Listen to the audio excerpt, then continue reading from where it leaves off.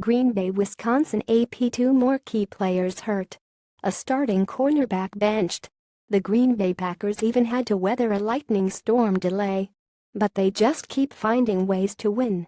Aaron Rodgers threw 4 short touchdown passes, and the injury-riddled Packers converted 3 of Bears quarterback Mike Glennon's 4 turnovers into scores in an eventful 35-14 victory over Mistake in Chicago on Thursday night.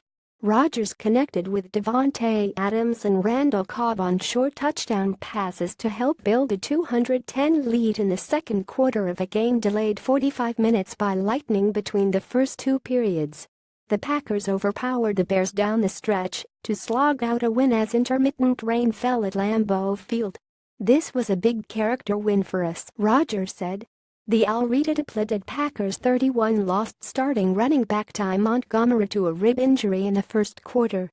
Adams left the field on a stretcher after getting hit in the head during a tackle by Danny Trevathan in the third quarter. The game was delayed for about 5 minutes while medical personnel tended to the receiver, who gave a thumbs-up signal as he was wheeled off the field.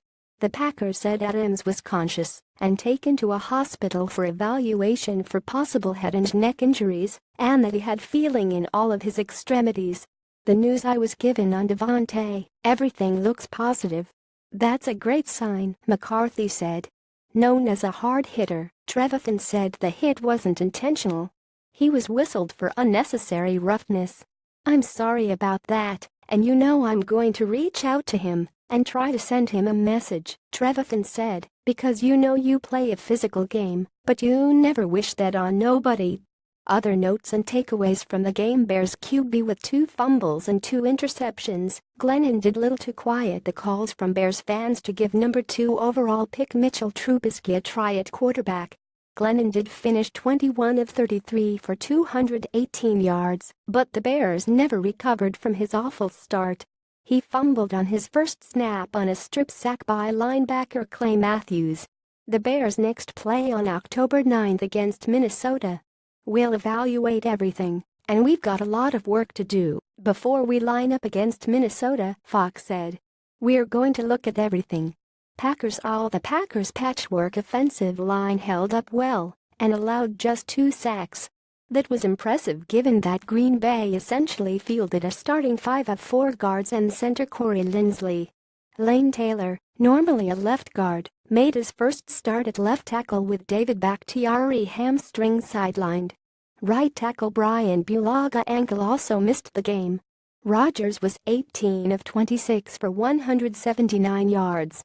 Benched Packers starting cornerback Demarius Randall was benched in the second half for an undisclosed issue. He barely moved on the Bears' opening series after halftime, his arms outstretched at each side while sitting on the sideline.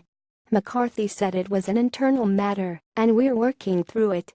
At one point, cornerback Davin House, who was not active because of a quad injury, sat down next to Randall on the bench.